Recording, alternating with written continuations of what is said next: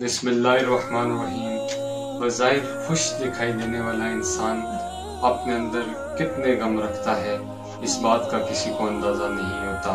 میرے ایک بھائی جو ملک سے باہر ہوتے ہیں انہوں نے آج مجھ سے کہا کہ آپ ملک سے باہر پاکستانیوں کے حوالے سے بات کریں تو اپنے ملک کو چھوڑ کر جانا آسان نہیں ہوتا۔ رزق کی تلاش میں جو باہر جاتے ہیں وہ کسی مجبوری میں جاتے ہیں، کچھ مسائل ہوتے ہیں، کچھ پریشانیاں ہوتی ہیں، ورنہ کون اپنے پیاروں کو، اپنے بوڑھے ماں باپ کو، اپنے بیوی بچوں کو جو آپ کے بغیر ایک پل نہ رہ سکیں، جن کے بغیر آپ بھی ایک پل نہ رہ سکیں، ان کو چھوڑ کر جانا آسان نہیں ہوتا۔ یہ مجبوریاں کیا ہوتی ہیں؟ کسی نے اپنے بچوں کو اعلیٰ اور اچھی تعلیم دینی ہوتی ہے، کسی نے اپنی بہنوں کی شادی کروانی ہوتی ہے، کسی کو گھر بنانا ہوتا ہے۔ یہ چھوٹے چھوٹے مسائل ہیں کیونکہ ہمارے ملک میں بے روزگاری ہے، یہاں پہ رہ کے محدود وسائل میں انسان اپنی یہ چھوٹی چھوٹی خواہشات بھی پورا نہیں کر سکتا، لہذا نکلنا پڑتا ہے، کوچ کرنا پڑتا ہے۔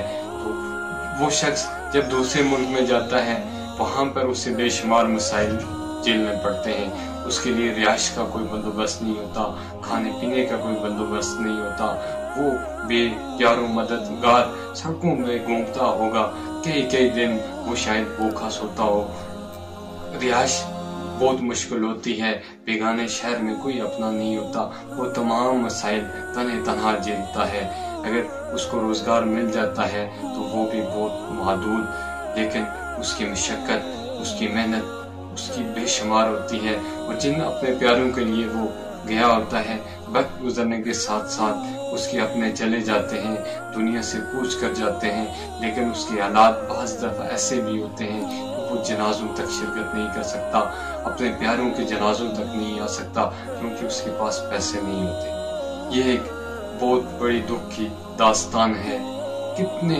مشکلات سے وہ جھیلتا ہوگا، اور اس کے پس پشت ہماری یہ ریاست ذمہ دار ہے کہ وہ یہ ملک چھوڑنے پر مجبور ہو۔ 12 10 بندے ایک چھوٹے سے کمرے میں رہ رہے ہوتے ہیں، یہاں تو وہ کھلی فضا میں رہ رہا ہوتا تھا، اس کا تو وہاں پہ دم گھٹتا ہوگا، لیکن وہ سب مسائل جھیلتا ہے۔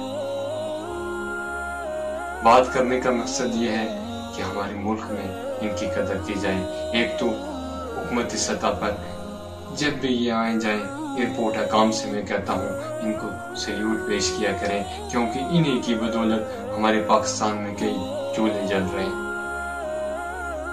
دوسری میری ریکویسٹ ان کے گھر والوں سے ہے، ان کے پیسوں کا ضیاع مت کیجیے، ان کے پیسوں کا اچھا استعمال کریں۔ زیادہ تر ان کا مقصد خواہش یہی ہوتی ہے کہ ہمارے گھر والے آپس میں مل جل کر خوبصورت زندگی جئیں، گھروں میں سکون رہے، اور دوسری یہ کہ میرے بچے پڑھیں لکھیں۔ اگر اس باپ کے بچے پڑھ لکھ نہ سکے، وہ پیسوں پہ عیاشیاں کرتے رہے تو اس باپ پہ کیا گزرے گی؟ ہر باپ کی یہی خواہش ہوتی ہے کہ میرا بچہ پڑھے، وہ کچھ بنے، جو مسائل میں نے جھیلے ہیں وہ مسائل میرے بچہ نہ جھیلے۔ اگر اس کا بچہ پڑھ نہ سکا تو اس کی زندگی کا مقصد ختم ہو جائے گا، اس کو کیا تسلی ملے گی؟ میری آپ سے یہ درخواست ہے کہ جو بھی آپ کے والدین کی خواہش ہے، جو بھی آپ کے والد کی خواہش ہے، اگر پڑھائی آپ کے والد کی خواہش ہے، جو بھی ہے آپ اس میں محنت کریں، ان کی خواہشوں کو پورا کریں۔ تعالیٰ سے دعا ہے کہ اللہ تعالیٰ ہمیں والدین کی خدمت، ان کا احساس کرنے کی توفیق دے۔ اللہ تعالیٰ میرا اور آپ کا حامی اور ناصر۔